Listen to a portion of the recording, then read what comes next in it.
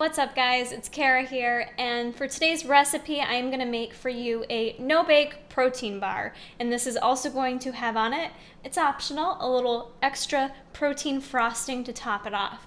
This is a real simple recipe with not a lot of ingredients. The nice thing about it is you just keep it chilled, keep it in the fridge, you have them ready to grab and go. So this is a much more inexpensive way to have your own homemade protein bars.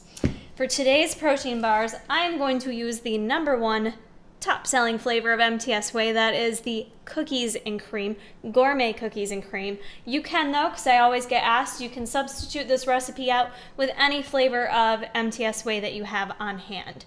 Let's get started. We're going to start by adding 1 scoop of cookies and cream MTS Whey, 3 tablespoons of baking cocoa, and I'm using the extra dark. 3/4 a cup of coconut flour. For sweetener, I'm going to add 2 tablespoons of Splenda.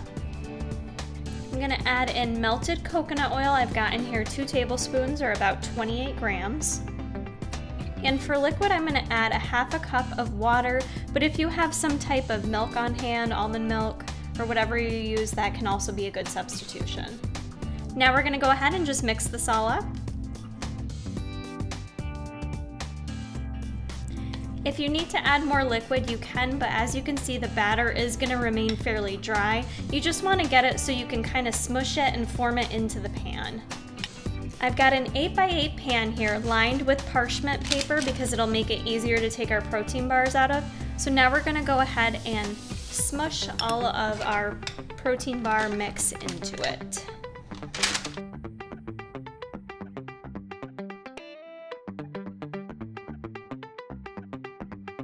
This is going to be the base of our protein bars. I'm going to go ahead and throw this in the fridge to chill for 1 hour, and then we're going to go ahead and make our protein frosting to put on top.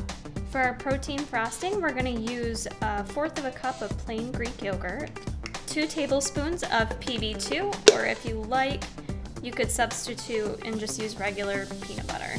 1 tablespoon of sweetener, I'm using Splenda, and then just go ahead and mix that all up. Alright guys, the protein bars have chilled. I took the frosting out of the refrigerator as well and just went ahead and frosted a few. I like to just leave the frosting in the fridge and kind of frost them as I eat them, and then sometimes I like to eat them plain too, but you can kind of see how they turned out.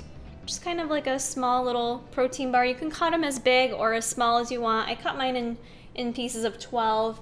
If you want the batter to be a little bit thicker, you could maybe cut them you could kind of like double up in the pan and then just cut them into 6 bars if you want them like a little thicker and longer,